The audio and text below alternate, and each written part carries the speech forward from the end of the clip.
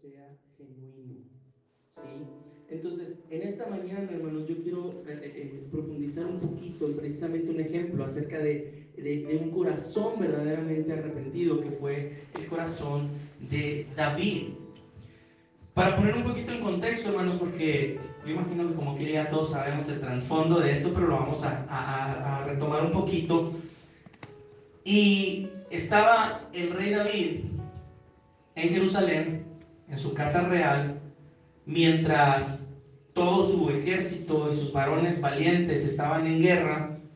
Él se quedó tranquilamente en Jerusalén, haciendo no sé qué, que debería haber estado para empezar con los demás.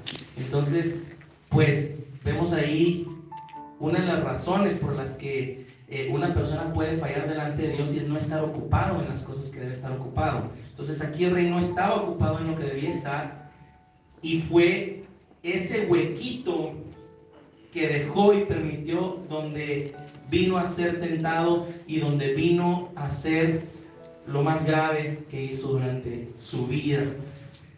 Y hermanos, está David ahí en su casa real y está ahí en el tejado, en la terraza. Y entonces dice la escritura que él ve a lo lejos una mujer que se estaba bañando y que era hermosa. ¿Cómo sabe que era hermosa? Aquel la andaba mirando. Si se está bañando, no creo que se bañara con ropa. Entonces, desde ahí vemos, hermanos, que empieza una predisposición a hacer lo malo. Veíamos ahorita en Proverbios, nos quedamos atorados ahí en la lengua mentirosa, ¿verdad? Pero si ponemos atención, hermanos, y lo vamos a ver, casi las 7 cosas que Proverbios habla que abomina el alma de Jehová, las hizo David en este episodio de su vida. Casi las 7. Y dice la escritura, hermanos, eso lo pueden encontrar ahí en el segundo libro de Samuel, capítulo 11 y capítulo 12. No nos vamos a entrar a leerlo porque nos llevamos toda la mañana aquí en hacerlo, nada más se lo voy a platicar. Pero dice que le gustó a esta mujer, la mandó traer, mandó preguntar por ella. No, pues es la mujer de Urías Eteo. Bueno, ya sabía que estaba casada, no le importó, la manda a traer, la toma como mujer, y resulta que esta mujer sale embarazada mientras su marido está ahí en la guerra. Entonces dice la escritura que ella se lo hace saber al rey David y dice: oye, ¿sabes qué? Estoy embarazada. Pues ahora qué, ¿verdad? Porque ya es ahí una falta delante de Dios, y aparte algo que el rey no debe haber hecho aún siendo el rey. Entonces empieza a maquinar el rey David de qué manera se va a deshacer ahora del esposo, porque a él le gustó a esa chica y aparte ya le embarazó. Pues ahora, ¿cómo me deshago de su esposo para yo no quedar mal? Y empieza a tramar, hermanos, y yo creo que conocemos esta historia. Empieza a tramar cómo deshacerse de Urías, y él envía a Joab decir que ponga a Urías en lo más recio de la batalla para que lo maten. Entonces, para no hacer el cuento más largo, provoca a David que sea asesinado el esposo de Betsabé para luego él quedarse con ella, ¿sí? Y así lo hace. Se deshace de este hombre inocente, derramando sangre inocente, maquinando pensamientos inicuos, como dice Proverbios, hablando con mentira, como dice justamente ese proverbio. Entonces empieza a hacer todo esto. Esto le vamos a poner en contexto. Y viene a él el profeta Natán y le hace una alegoría, de una ilustración, ¿verdad? Y le dice: ¿sabes qué? Mira, había un hombre pobre que tenía nomás una corderita, bla, bla, bla, y que vino otro rico, y teniendo él muchas, vino y le quitó la única que tenía a este pobre hombre para dársela al que vino con él, al caminante. Entonces el rey David se enoja y dice: pues qué mal, que muera. ese que hizo tal cosa. Entonces el profeta Natán le dice, bueno, ese eres tú. Porque básicamente es lo que hizo el rey David. No bastándole todo lo que Dios le había dado ya. No, él hizo lo malo delante de Dios. Y hermanos, si lo trasladamos a nuestra vida en estos tiempos que estamos bajo la gracia de nuestro Dios, a veces no valoramos todo lo que Dios ya nos dio. Y queremos buscar más allá. Y queremos añadir más allá. Porque no se nos hace suficiente todo lo que tenemos por la gracia de nuestro Dios. Y ese es un gran problema cuando quieres buscar más allá de lo que Dios ha designado para ti. Entonces, así lo hace, y al final, aunque el rey David dice, debe de morir ese hombre, pues ya cuando supo que él era, que le revela el profeta Natán, pues ese eres tú, dice, ay, yo pequé contra Jehová, ay, ya me condené solo, ¿verdad? Entonces por ahí clama, y el profeta Natán le dice, bueno, tu pecado ha sido remitido, no morirás, pero sí va a haber una consecuencia. Y el fruto de ese pecado que tú hiciste, que va a ser ese bebé, o que es ese bebé, va a morir. ¿Sí? Y entonces ya después vemos ahí en el capítulo 12 cómo el rey David está ayunando, está orando, está suplicando y está rogando a Dios que ese bebé no muera. Ahora, esto es el contexto, hermanos, de lo que sucedió cuando David escribe este salmo. Y ahora veamos, hermanos, lo que dice este salmo. Vaya conmigo a su Biblia, Salmo 51. Y comienza diciendo, verso 1: Ten piedad de mí, oh Dios, conforme a tu misericordia, conforme a la multitud de tus piedades, borra mis rebeliones. Lávame más y más de mi maldad y límpiame de mi pecado. Lo primero, hermanos, que está haciendo, y esta es la primera señal de un verdadero corazón arrepentido, hermanos, es que el rey David está apelando a la misericordia y la piedad de Dios, conociendo desde su juventud todo lo que Dios había hecho para preservarlo de la mano del anterior rey, para mantener firmes sus promesas para con él. Y grandes cosas Dios había hecho con él, y él sabía de la misericordia de Dios. Éxodo 34 habla y se expresa de Dios como Jehová, fuerte, misericordioso, piadoso, tardo para la ira, grande en misericordia y verdad, etcétera, etcétera. Entonces, hay un conocimiento de que Dios es misericordioso y que es tardo para la ira. Pero hay aquel, hermanos, que cae en la ira de Dios. Y sabiendo todo esto, David, hermanos, viene y clama a la misericordia de Dios. Y eso es importante. Nosotros tenemos que entender que Dios sí es piadoso, sí es misericordioso, sí perdona, hermanos.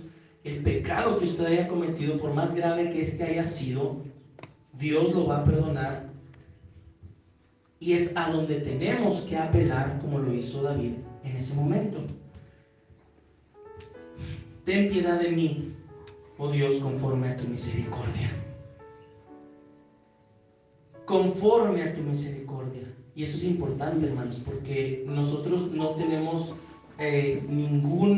ninguna autoridad para poder decirle a Dios cuándo nos tiene que perdonar y cuándo no. ¿Sí? Él lo va a hacer conforme a su voluntad y conforme a su misericordia, conforme a su piedad y conforme a su gracia. Y nuestra confianza debe estar en que Dios es justo, en que Dios es santo, en que Dios es misericordioso, y la confianza en lo que Dios quiera hacer es lo que nos debe de sostener, hermanos. Es lo que nos debe sostener. Entonces, Primera de Juan 2:1, lo veíamos, ¿verdad? La semana pasada nos preguntaba nuestra hermana, ¿ahora qué dice? Díganme, hijitos míos, estas cosas os escribo para que no pequéis. Y si alguno hubiere pecado, así es, Jesucristo el justo. Y hace referencia y hace hincapié en el justo, ¿sí? El justo. Veíamos anteriormente que la justicia de Dios y la santidad de Dios no pueden tolerar el pecado. Por lo tanto, como Jesucristo es un abogado justo, no puede uno mantenerse practicando, como decía nuestro hermano ahorita, practicando el pecado. ¿Sí? Porque si practica el pecado, la simiente de Dios no está en usted. Y si la simiente de Dios no está en usted, entonces no ha nacido de nuevo. No ha nacido de nuevo, porque somos nacidos no de simiente corruptible, ¿verdad? Entonces eso lo vamos a ver más adelante. Entonces, hermanos, es muy importante que nosotros descansemos en la misericordia de Dios y que esperemos que la gracia de Dios, en base a su misericordia, sea la que nos saque de esa condición en la que estamos delante de Dios al haber fallado ante Él. Luego vemos, hermanos, en el versículo 3, dice, porque yo reconozco mis rebeliones y mi pecado está siempre delante de mí. Contra ti solo he pecado y he hecho lo malo delante de tus ojos, para que seas reconocido justo en tu palabra y tenido por puro en tu juicio. He aquí en maldad he sido formado y en pecado me concibió mi madre. He aquí tú amas la verdad en lo íntimo y en lo secreto me has hecho comprender sabiduría. Hermanos, la segunda cosa que hizo David es reconocer su falla delante de Dios, reconocer su pecado delante de Dios, y no nada más reconocerlo, sino también confesarlo.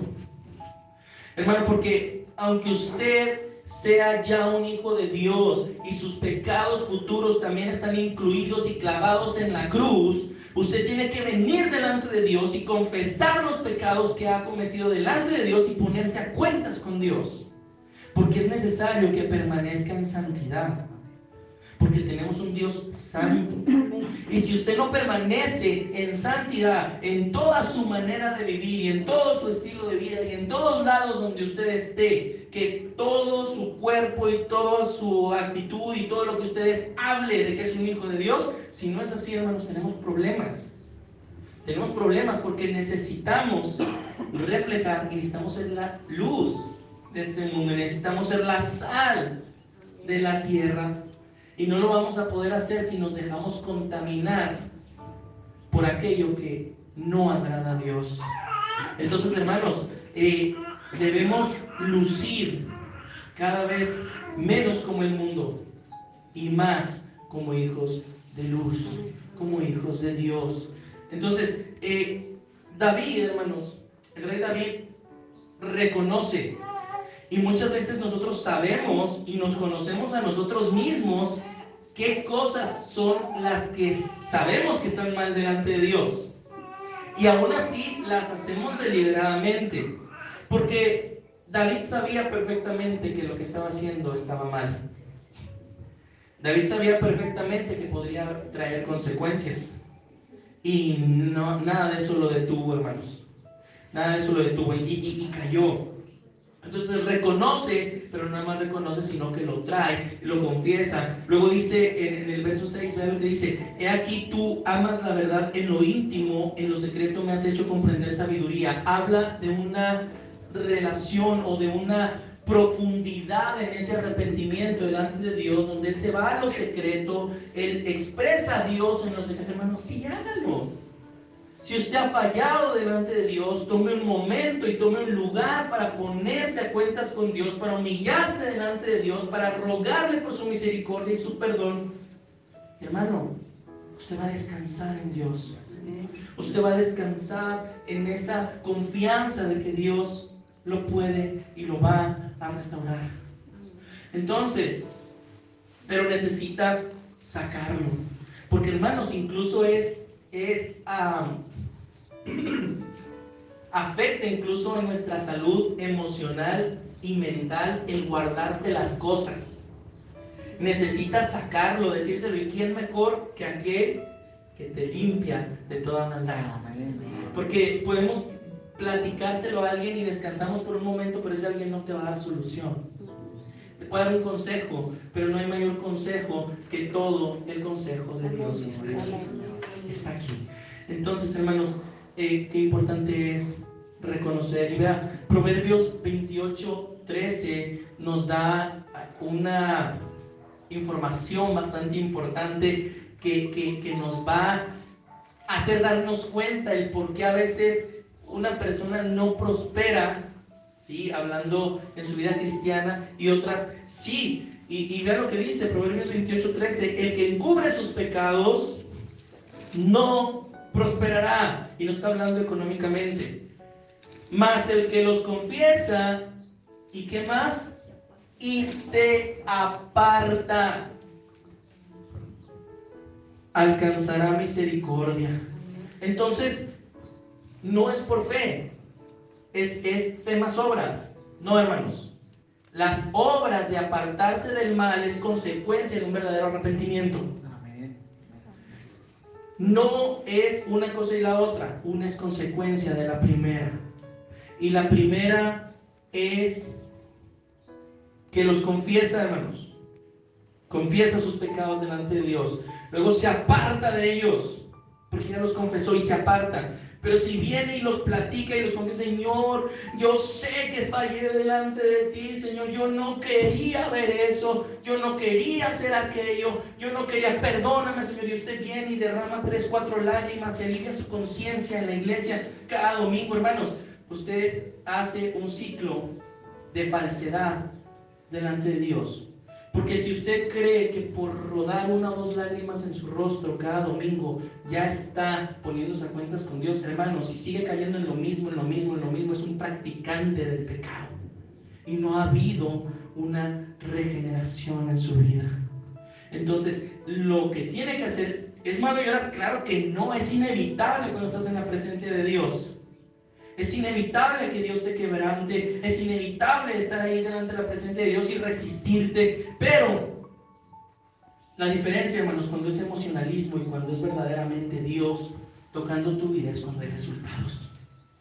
Cuando hay resultados. Ahorita está mucho en discusión teológica de muchos puntos y aspectos, le están llamando un avivamiento en Asbury, en Estados Unidos. Y este avivamiento supuesto lleva, creo que desde el miércoles pasado, que empezó como un culto normal en una universidad, y creo que hasta hoy todavía no termina la adoración. Y hay gente haciendo fila afuera porque quieren sentir y quieren... Hermanos, no sabemos si es un avivamiento real o es emocionalismo. No podemos determinarlo. ¿Qué lo va a determinar? El tiempo. Que todos aquellos que realmente estuvieron ahí sean transformados. Porque si todos los que fueron ahí salen de ahí y siguen viviendo su vida como antes, un avivamiento falso. Un avivamiento falso. Entonces, hermanos, no se trata de sensacionalismo, se trata, hermanos, de una decisión real por seguir a Dios. Por seguir a Dios y por estar bien delante de Dios. Entonces, confesar sus pecados, apartarse de ellos, hermanos, y usted va a alcanzar misericordia, no porque se aparta, sino porque en consecuencia se va a apartar. Y la misericordia de Dios va a estar con usted. ¿Por qué? Porque va a estar haciendo lo que tiene que hacer delante de Dios. Apartado. Sí, dice la Biblia: apártese de iniquidad, ¿verdad? Todo aquel que invoca el nombre del Señor. Y así tiene que ser. Hermanos, verso 7, dice el rey David: purifícame con hisopo y seré limpio. Esa palabra hisopo, hoy en día hay unos, nunca me acuerdo cómo se llaman de la otra forma. Cotonetes. Cotonetes. Hermanos, eso no es el hisopo que habla aquí la Biblia. Eso no es el hisopo. Aunque se utilizan clínicamente hoy en día, no es de lo que habla la Escritura aquí. Cuando la Biblia habla aquí, purifícame con hisopo y seré limpio, hermanos, el hisopo, dentro de los rituales establecidos por Dios en el Antiguo Testamento para la purificación, eran un racimito así de hierbitas que mojaban con sangre para hacer un proceso, un procedimiento de purificación, trayendo la sangre de aquel sacrificio y poniéndola sobre el otro, ¿sí? Ese era el hisopo. Entonces, cuando el rey David dice, purifícame con hisopo, está hablando en purifícame, ¿sí? Hazme limpio. Solamente tú puedes hacerlo ahora. Hermanos, es increíble, porque este salmo hace alusión profética a todo lo que Jesucristo iba a venir a hacer. Porque aquel que vino a limpiarnos con hisopo, con esa sangre, fue nuestro Señor Jesucristo. Amén. Y ahí está nuestra confianza, y ahí está nuestra fe. Porque todo, hermano, lo que sucede en el Antiguo Testamento es sombra de lo que iba a venir a hacer en el Nuevo Testamento nuestro Señor Jesucristo. En el Señor Jesucristo se cumple todo el Antiguo Testamento. Ahí está. Entonces, purifícame con hisopo y seré limpio. Prácticamente le está diciendo, lávame con sangre de sacrificio, pero uno tuyo, Dios. No sacrificios como los que nosotros hacemos aquí temporales. Está clamando a aquel que sabe que lo puede limpiar permanentemente. Permanentemente, hermano. Y usted, en la sangre de nuestro Señor Jesucristo, es limpiado permanentemente. Permanentemente. Por eso, hermano, la salvación no se pierde, porque es permanente, permanente, porque la limpieza es así. Luego vean lo que dice verso, bueno, aquí en el mismo verso 7, lávame y seré más blanco que la nieve. Verso 8, hazme oír gozo y alegría, y se recrearán los huesos que has abatido. Esconde tu rostro de mis pecados y borra todas mis maldades. Luego dice, crea en mí, oh Dios, un corazón limpio y renueva un espíritu recto delante de mí. Dentro de mí. No me eches de delante de ti y no quites de mí tu Santo Espíritu. Vuélveme el gozo de tu salvación y espíritu noble me sustente. Hermanos, la tercera cosa que hizo David fue pedir purificación y un nuevo comienzo. ¿Sabes qué, Dios? Yo fallé, pero dame oportunidad de comenzar de nuevo. ¿Y sabe qué? Dios lo hace. Dios lo hace.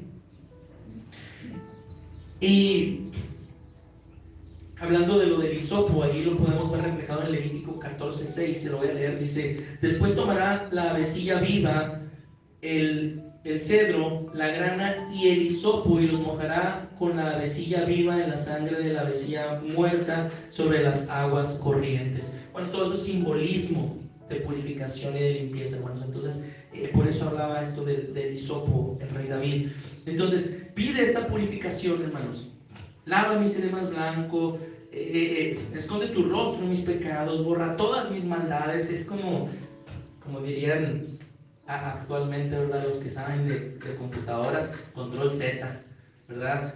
Borra todo, empieza de nuevo, ¿sí? Borrón y cuenta nueva, diría la vieja escuela, ¿verdad?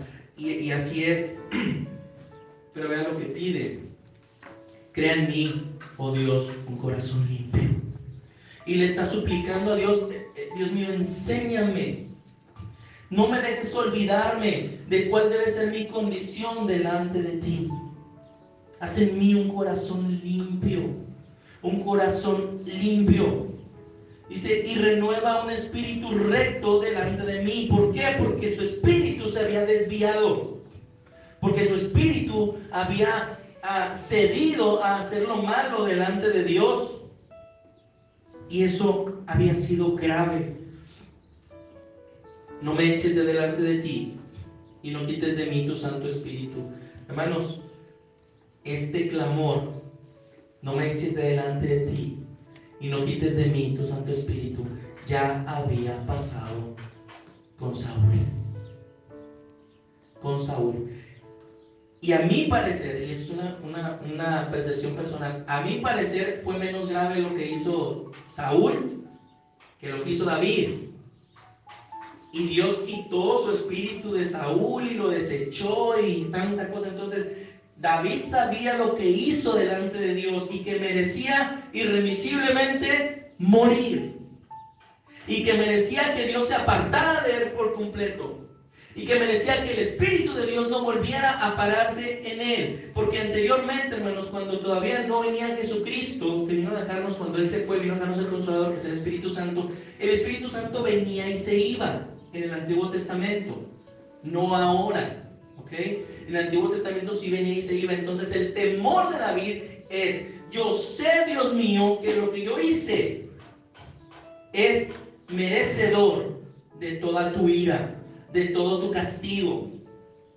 Pero hermanos, eso mismo nos habla de un reconocimiento profundo de lo que él hizo mal delante de Dios. Y lo está expresando en esta plegaria, lo está expresando en estas palabras. Y realmente notamos ese corazón arrepentido. ¿Qué es lo que Dios quiere, hermanos?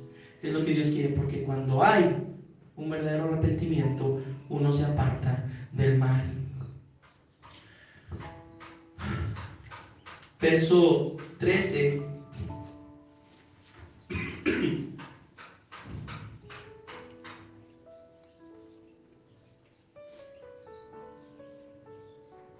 Fíjense, antes de pasar a lo anterior, hablábamos de la sangre de nuestro Señor Jesucristo. Y quiero mencionarle el Evangelio según San Juan, capítulo 19, versos 33 y 34, y dice: mas cuando llegaron a Jesús, como le vieron ya muerto, no le quebraron las piernas, pero uno de los soldados le abrió el costado con una lanza, y al instante salió sangre y agua. Símbolo de purificación, de pureza. Y cuando ya no hay más sangre en el cuerpo, brota agua. Ambos símbolos de purificación, de pureza. ¿Cuánta sangre derramó Jesucristo en la cruz por usted y por mí? Toda. Y eso debemos de tenerlo claramente en nuestra mente. Toda su sangre fue derramada ahí. Vamos al verso 13.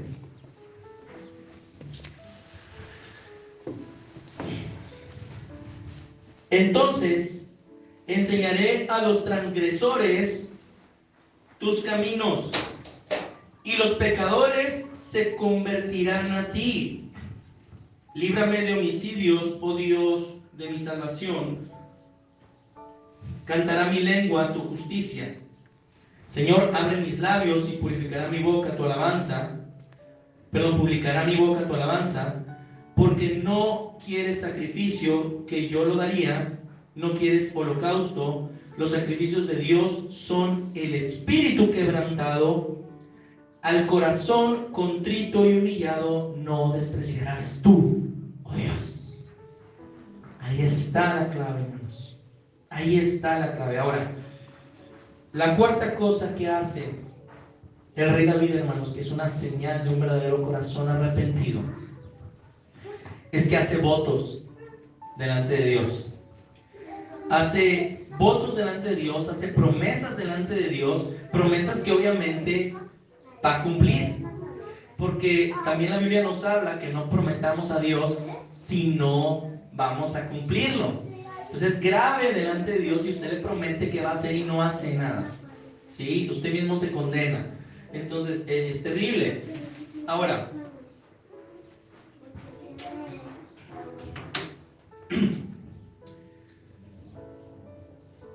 luego de haber pedido la purificación, dice: ok, Dios, perdóname, ponme un corazón nuevo, borra toda mi maldad.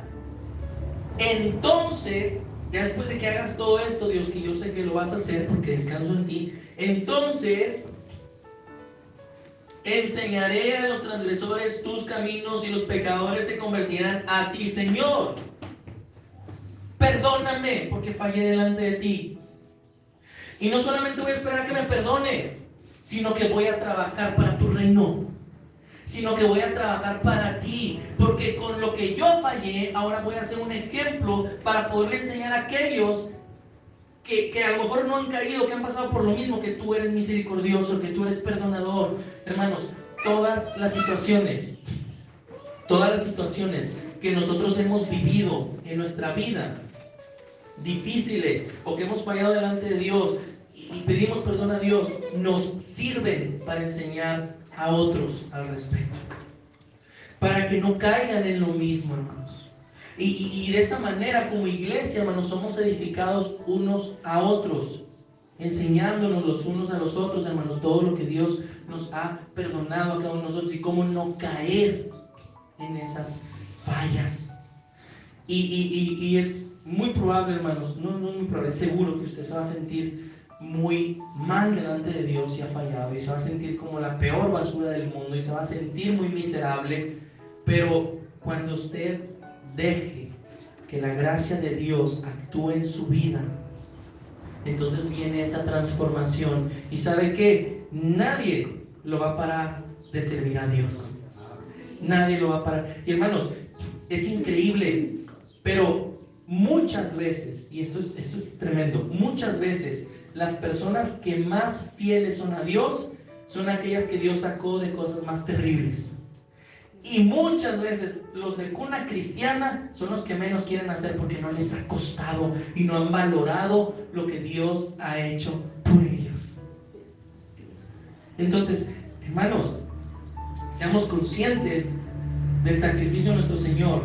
No lo desperdiciemos, no lo minimicemos y no hagamos libertinaje y pisoteemos la sangre redentora de nuestro Señor Jesucristo. Lo que les decía hace ratito, Eclesiastés 5, 4 al 6. Cuando Dios haces promesa, no tardes en cumplirla, porque Él no se complace en los insensatos. Cumple lo que prometes. Mejor es que no prometas y no que prometas y no cumplas. No dejes que tu boca te haga pecar, ni digas delante del ángel que fue ignorancia, porque harás que Dios se enoje a causa de tu voz y que destruya la obra de tus manos. Mejor no hable. Si va a prometer a Dios, que sea legítimo, hermanos, porque es tremendo. Y muchas veces cuando no entendemos el arrepentimiento, hablamos con ligereza delante del no, Dios, yo voy a hacer para ti esto, y cuando yo sea grande, Dios, yo voy a construir esto, y voy a hacer aquello, voy a hacer... No, hermano, alto, porque no está hablando con cualquiera, está prometiéndole a Dios. Y si usted promete a Dios, Dios mío, yo te voy a entregar mi vida, cúmplalo. Y si usted dice, Dios, yo voy a vivir para ti, yo voy a servir en esto, hágalo. Y que nada le estorbe y que nada lo detenga. Pero eso es un resultado, hermanos, de un corazón arrepentido. De un corazón arrepentido. Y ahí viene ya el fruto, hermanos. El fruto de arrepentimiento reflejado en lo que nosotros hagamos para Dios después de haber pedido a Dios que nos perdone. Líbrame de homicidios, oh Dios, de mi salvación. Cantará mi lengua tu justicia. Ya no me dejes, Dios, que vuelva a caer en lo mismo. Ayúdame. Y hermanos, Dios no le va a amarrar las manos. Porque el que va y se mete al pecado es usted. Es que dice la Biblia que Dios no nos dejará ser tentados más de lo que podamos estar. Pues sí, pero ¿a qué le buscan? ¿Sí? Porque si usted cae, es que Dios es soberano y Dios permitió. No. Usted fue y se metió solito. La consecuencia es para usted. ¿Sí? Porque Dios es santo y Dios es justo.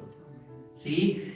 Y Dios no le puso ahí para que usted solito fue y buscó. Cada uno es tentado conforme a su propia concupiscencia, tu propia maldad, tu propio estilo de vida. No me vas a decir, ay, es que yo no quería caer en, no sé, X. Pero ahí anda donde está eso. No, es que aquí están en el lugar donde no deben estar. Si están donde hay fuego, se van a quemar. Verso 18, hermanos. Bueno, antes de esto, quiero nada más concluir este punto con el verso 17 y recalcarlo nuevamente. Los sacrificios de Dios son el espíritu quebrantado. El espíritu quebrantado. A Dios no lo vamos a engañar. Usted puede venir, hermanos, y se lo voy a decir y no me lo tome mal, pero en las iglesias, hermanos, hay actorazos por montones. Actorazos. Y dices, híjole, deberíamos hacer premios del Oscar, ¿verdad? De la iglesia, ¿verdad? Mejor actor.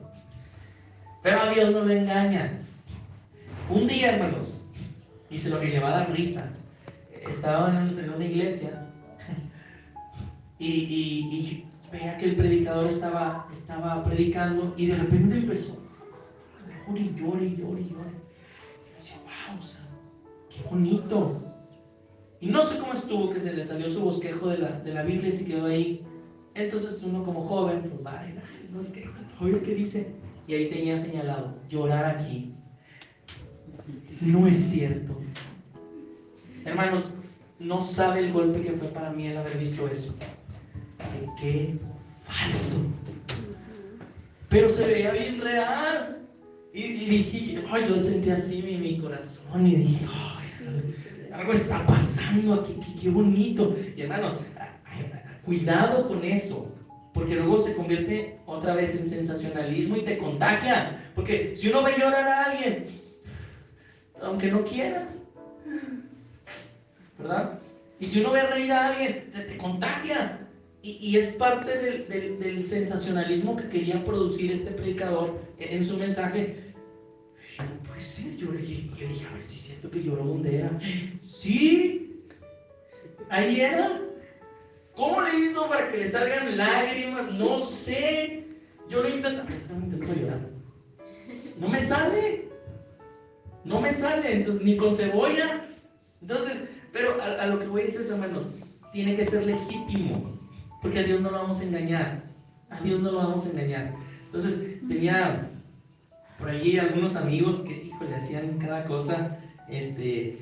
Dios me tocó y Dios me dijo y hacían muchas cosas, pero no se quedaba bien. Decía, es que se ve muy falso, ¿verdad? Y al último, todos esos, ¿desde cuándo que andan en el mundo? Entonces, hermanos, tiene que ser legítimo para nuestro Dios. Nadie lo va a engañar. Verso 18. Haz bien con tu benevolencia a Sión, edifica los muros de Jerusalén. Entonces te agradarán los sacrificios de justicia, el holocausto u ofrenda del todo quemada. Entonces ofrecerán becerros sobre tu altar. Además puedes decir, bueno, ¿y esto qué? La última cosa, hermanos, que hizo el rey David fue pedir el bien para el reino a su cargo. Nosotros, hermanos, la mayoría aquí, como padres, madres, tenemos a nuestro cargo familia. Tenemos conocidos que podemos nosotros pedir a Dios el bien para ellos. Y que a veces, hermanos, nosotros mismos, al fallar nosotros, nos llevamos de corbata a todos. Y es lo que estaba sucediendo con el rey David. Porque lo que él hizo tuvo consecuencias sobre los demás. Y si regresamos a segundo libro de Samuel, capítulo 12, vemos que ahí está quebrantado, humillado delante de Dios el rey David, ayunando para que el niño se salve. Le ofrecían de comer y no quería.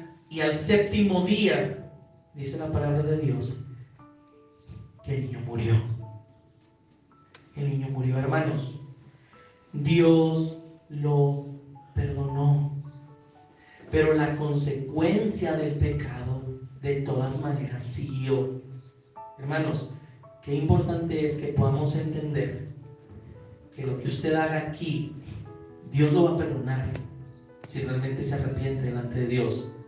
Pero las consecuencias de lo que hizo no se las va a quitar Dios, las va a cumplir aquí. ¿Sí? Decía un joven hace tiempo que, hace mucho que éramos consejeros de jóvenes, ahí en Sinaí, y decía, oye, pero es que vamos a suponer que yo embarazo a una muchacha. O sea, Dios me perdona.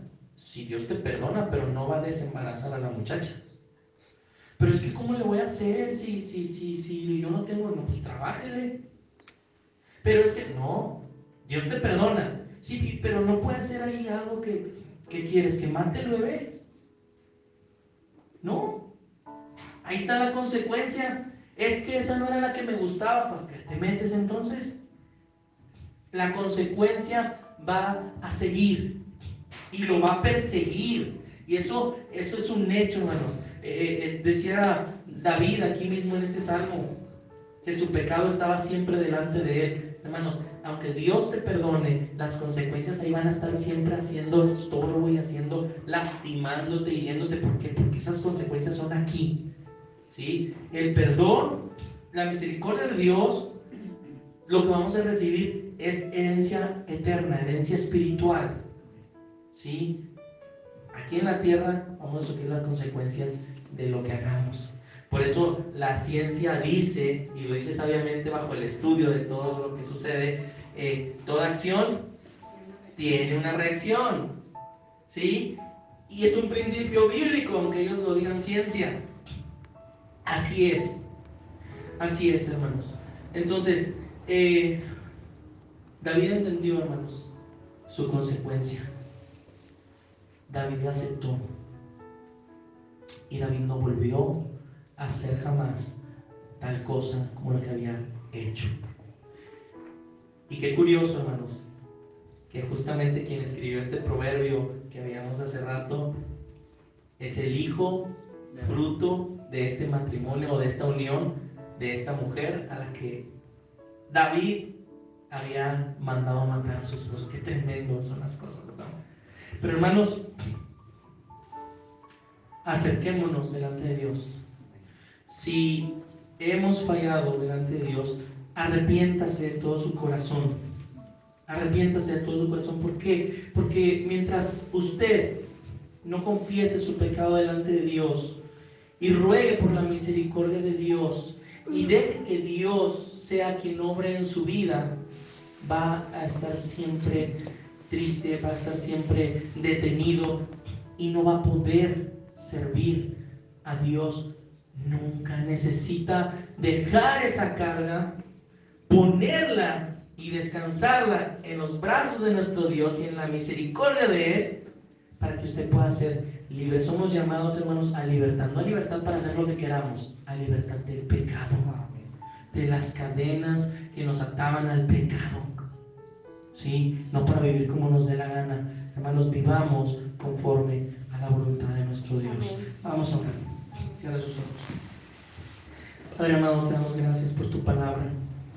Rogamos, Señor, que si en este lugar, Dios, hay un corazón dolido, arrepentido, Señor, que delante de tu presencia quiere, Señor, expresar todo lo que ha hecho, Señor, y ponerse a cuentas contigo. Tú ayúdale, Señor, dale el momento, dale el lugar, Señor, para que pueda ponerse a cuentas contigo, Señor, y pueda vivir ahora conforme a tu voluntad, Señor. Te rogamos que seas tú en cada uno de nuestros corazones, siempre nuestra luz, siempre nuestra guía, Señor. Toca nuestras vidas y sé tú a nosotros. En el nombre de Cristo Jesús te damos gracias. Amén.